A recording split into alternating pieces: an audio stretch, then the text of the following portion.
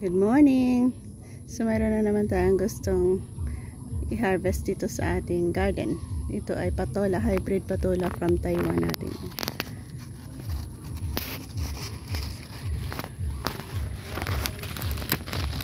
Ayan. Isang pirasong patola natin. Meron na tayong nakuhang mga okra. Patola yan. Ito din.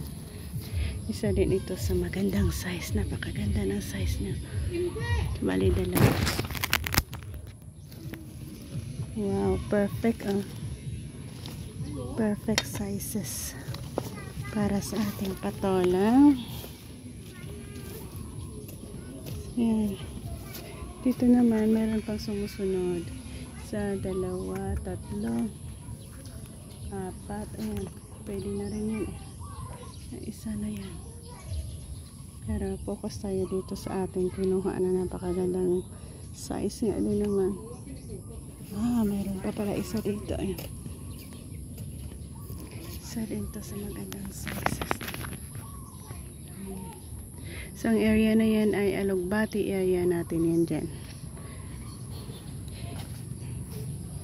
Yeah, indeed, we are blessed. Nakapag-harvest na naman tayo ng napakagandang size ng ating patola.